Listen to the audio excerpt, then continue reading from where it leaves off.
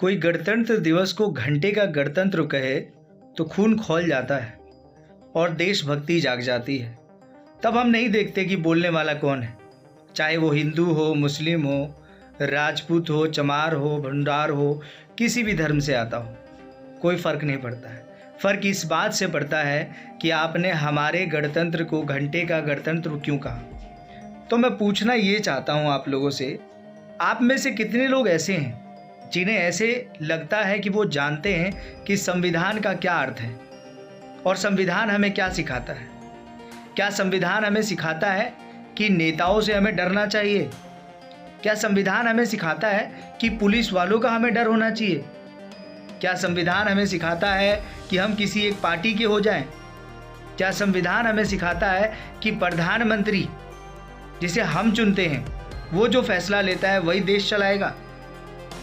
क्या संविधान का मतलब ये होता है कि ये जो नेता हैं, ये जो पुलिस वाले हैं, ये प्रशासन है, ये देश को चला रहे हैं? अगर आप ऐसा सोच रहे हैं कि कोई नेता, कोई पार्टी, कोई संस्था या कोई पुलिस वाला या कोई एक आदमी इस देश को चलाता है तो आप मूर्ख हैं। आपको घंटे का गणतंत्र के बारे में नहीं पता। हाँ, आपको नहीं पता, आप घंटा जानते हैं।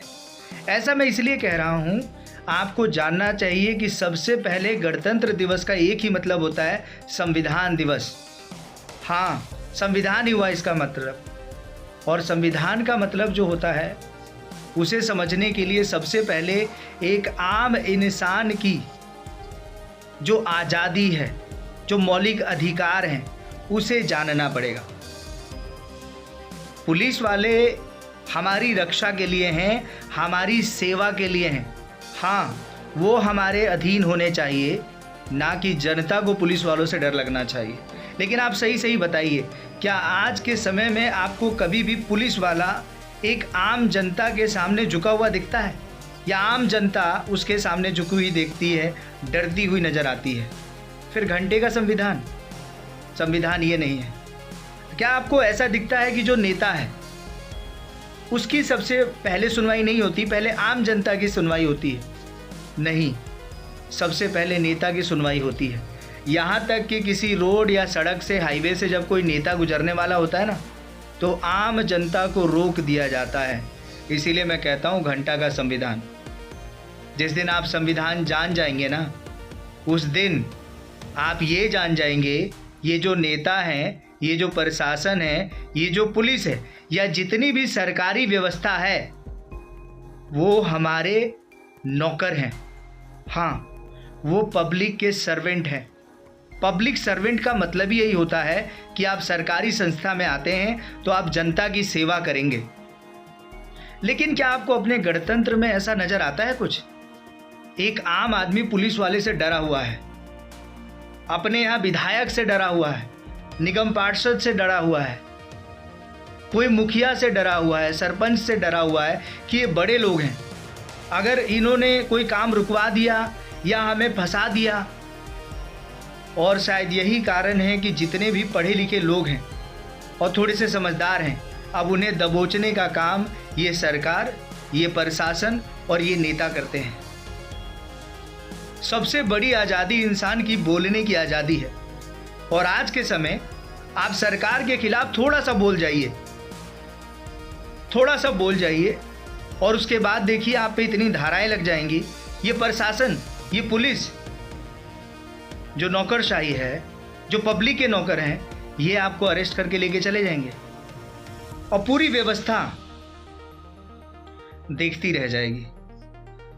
तो घंटे का गणतंत्र और संविधान तब बचेगा जब आपके अंदर डर नहीं होगा। और डर कब नहीं होगा? जब आप शिक्षित हो जाएंगे, जब आप पढ़े लिखे होंगे। आपको तो यही नहीं पता कि प्रधानमंत्री देश नहीं चलाता है, प्रशासन देश नहीं चलाता है। वो सारी किताबें जो संविधान में लिखी गए नियम हैं, जिसे भीमराव अंबेडकर उनकी टीम बनाकर गई है, उसके अधीन है सब। प्रधानमंत्री के भी काम पहले से लिख दिए गए हैं, राष्ट्रपति के भी काम लिख दिए गए हैं, एमएलए साहब के भी काम लिखे गए हैं। ये जितने भी सरकारी व्यवस्था है ना, इनके नियम लिख कर गए हैं। भीमराव अंबेडकर जी। हमारे संविधान में लिखा हुआ है, उसी के संविधान के तहत चीज़ें होती हैं। तो आप ये मत सोचिए कि कोई नेता, कोई पार्टी या कोई आम जनता या कोई एक आदमी, चाहे वो नेता हो या फिर कोई भी हो, वो आपके लिए कल्याण कर रहा है। तो इस बात को आपको समझना पड़ेगा कि सब संविधान की वजह से हो पा रहा है। नहीं तो नेता चाहे ना, अगर संविधान का दबाव ना हो और कुछ पढ़े लिखे लोग ना हो, सवाल पूछने वाले लोग ना हो, संवैधानिक व्यवस्था ना हो, तो ये तुम्हें नोच के खा जाएंगे। हाँ, क्योंकि लोग पढ़े लिखे हैं, लोग लड़ते हैं, कोर्ट है, कचहरी है, और वहाँ जाकर अच्छे अच्छे लोग झुकते हैं। और शायद यही कारण है कि बड़े बड़े लोग जेल में चले जाते हैं। लेकिन संविधान और संविधान के नियमों को ये जो नेता हैं, ये जो पार्टियां हैं, ये दीमक की तरह चाटने का काम करती हैं। पता है क्यों? क्योंकि जो बड़े बड़े पत्रकार हैं और जो बड़े बड़े लोग हैं, ये इनके तलवे चाटने का काम करते हैं। जिस दिन एक आम जनता के अंदर डर खत्म हो जाएगा, और लेकिन डर तब खत्म होगा जब आपको सही जानकारी होगी, और सही जानकारी होने के लिए आपको संविधान को पढ़ना पड़ेगा। मौलिक अधिकार है आपका, कहीं भी घूमने का अधिकार आपको मिला हुआ है। लेकिन मैं आजकल कुछ वीडियोस ऐसे देखता हूं जहां पर कोई नेता चला गया और जाकर पूछता है, दो जवान हैं, हाँ नौजवान है, 18+ लड़का और लड़की को पकड़ लेते हैं, तुम यहाँ क्यों बैठे हो, यहाँ क्यों बैठे हो, कौन अधिकार देता है, तुम्हारे ऊपर कार्रवाई होगी। और शायद वो बच्चे डर भी जाते हैं। पता है क्यों? क्योंकि उन्हें संविधान का नहीं पता। और सबसे बड़ा मूर्ख तो वो है जो उनसे सवाल पूछ रहा है। आप कौन होते हैं ये सवाल पूछने के लिए? संविधान उन्हें आज़ादी देता है कहीं भी बैठने की, घूमने की। और आप ये नहीं बताएंगे कि रात के समय नहीं बैठ सकते, दिन के नहीं बैठ सकते। आप कभी भी बैठ सकते हैं, भारत में ये पूरी आज़ादी है। लेकिन ये बात पता कैसे चलेगी? जब आप संविधान के कुछ पन्ने पढ़ेंगे तब। कोई नेता देश नहीं चलाता, देश को ये लूट के खा जाएंगे अगर संविधान में जान नहीं होता। ये संविधान से बंधे हुए हैं, उसके बावजूद भी ये संविधान के पन्नों को और उसके नियमों को चाटने में लगे हुए हैं, दीमक की तरह उसे खाने में लगे हैं। लेकिन आज भी कुछ लोग हैं, आज भी कुछ पत्रकार हैं जो उसके खिलाफ आवाज़ उठाते रहते हैं।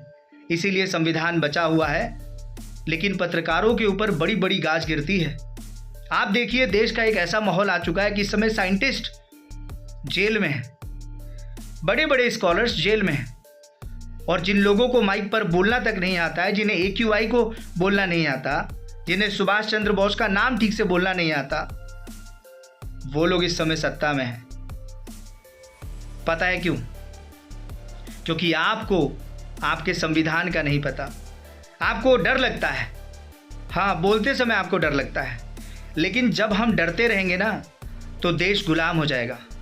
वो तो संविधान लिखने वाले ने, सोचिए कितने ज़्यादा तरीके से बढ़िया से संविधान लिखा है कि ये कितना भी उसे चाटने की कोशिश कर रहे हैं, लेकिन ये संविधान ख़त्म नहीं कर पाएंगे। हम जैसे, आप जैसे लोग जब तक बोलते रहेंगे तब तक तो नहीं ख़त्म कर पाएंगे। और भारत क्रांति और वीरों का देश है। यहाँ इस देश को कब्जा जाना तब तक, जब तक ये जो आम जनता है ना वो सोई हुई है, तभी तक आप उन्हें लूट सकते हैं, बहका सकते हैं। लोगों को बांटने का काम हो रहा है। संविधान में साफ साफ लिखा है, हम भारत के लोग, वी पीपल ऑफ इंडिया।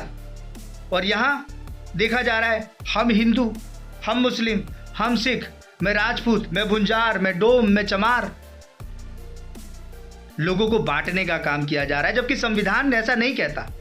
और शायद यही कारण है कि सभी धर्म के लोग भारत में सुरक्षित हैं और सुरक्षित रहेंगे, क्योंकि संविधान को आप नहीं बदल सकते। लेकिन फिर भी ये तुच्छपुचिया जो नेता हैं, तुच्छपुचिया जो लोग हैं, जो संकुचित दिमाग के लोग हैं, ये लोग क्या करते हैं? ये लोगों को बांटने का काम करते हैं। इन्हें ऐसा लगता है कि देश से मुस्लिम चले जाएंगे, सिख चले जाएंगे, पंजाब चला जाएगा तो बिहारी चले जाएंगे। भाषा की लड़ाई करते हैं, जैसी तैसी लड़ाई कर रहे हैं। पता है क्यों? क्योंकि जिन लोगों को आपने गद्दी पर बैठाया उन लोगों के अंदर इतनी समझ नहीं है, और वो जानते हैं कि जनता के से शिक्षा उसकी छीन लो, उन्हें शिक्षित मन होने दो, उसके बाद तो ये आपस में ही मर जाएंगे। लेकिन जब तक हमारे जैसे बोलने वाले, आप जैसे सुनने वाले लोग जिंदा रहेंगे, तब तक देश को तो गुलाम नहीं कर पाएंगे। हमें देश को मजबूत करना चाहिए। यहाँ देश को कमज़ोर करने का काम चल रहा है। हिंदू सम्मेलन चल रहा है, मुस्लिम सम्मेलन चल रहा है, ये चल रहा है, खुलेआम लोग तलवारें बांट देते हैं। क्या प्रशासन कर रहा है? हमें जागने की ज़रूरत है, संविधान को पढ़ने की ज़रूरत है।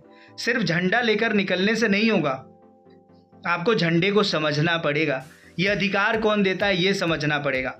पुलिस वाले आम जनता को सलाम मारने के लिए हैं, सिर्फ नेता को सलाम मारने के लिए नहीं है। पुलिस वाले आम जनता की मदद करने के लिए हैं, उन्हें डराने के लिए नहीं है। और नेता भी आम जनता के काम कराने के लिए चुना जाता है, ये नहीं कि नेता किसी रोड को ब्लॉक कर देगा। लेकिन आज के समय तो नेता राजा बना पड़ा है, क्योंकि जनता जो है वो मूर्ख बनी पड़ी है। आपको जागना पड़ेगा और जो लोग सही बोल रहे हैं उनका सपोर्ट भी करना पड़ेगा। सोशल मीडिया इस समय बड़ा पावर है।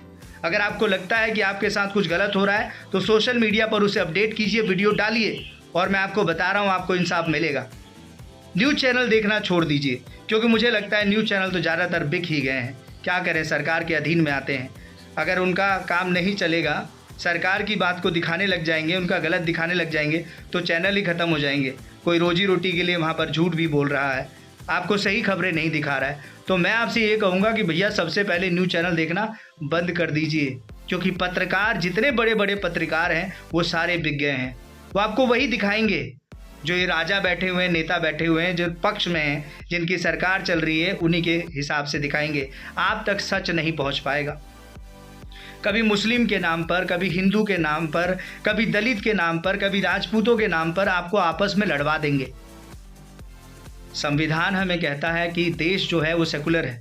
सेकुलर का अर्थ होता है एक ऐसा देश जिस देश में सभी जाति और धर्म के जो लोग हैं वो एक साथ रहेंगे। जबकि हमारे में कहा जाता है वसुदेव कुटुंबकम, जिसका मतलब क्या होता है? मतलब पूरी दुनिया मेरा घर है और पूरी दुनिया के लोग मेरे सदस्य हैं, पूरी दुनिया मेरा परिवार है। अरे भारत में जितने लोग रह रहे हैं, अगर उन्हीं सभी लोगों को हम परिवार मान लें तो पूरी दुनिया हम जीत सकते हैं।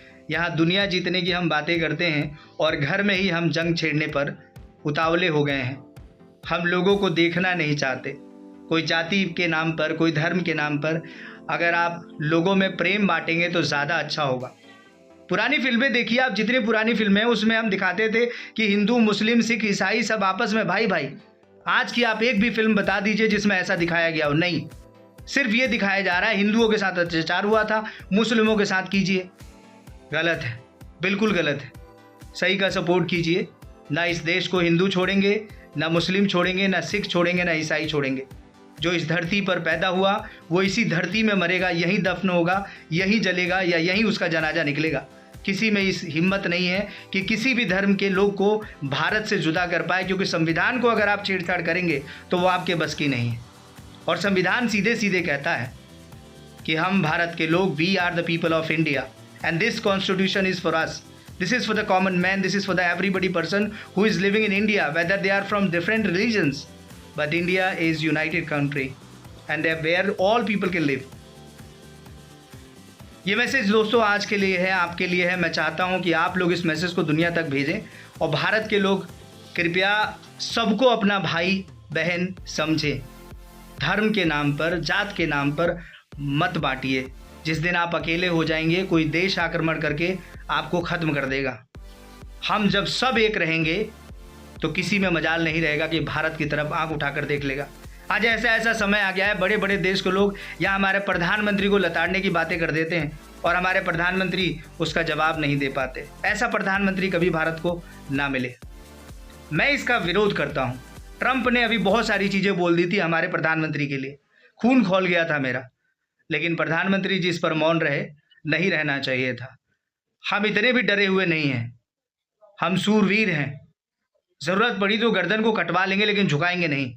लेकिन प्रधानमंत्री जी आपको भी यही सब समझना चाहिए।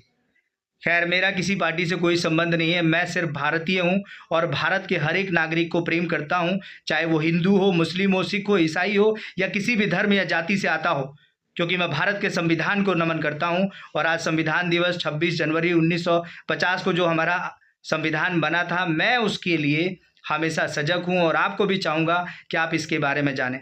77th रिपब्लिक डे हम आप सेलिब्रेट कर रहे हैं आज।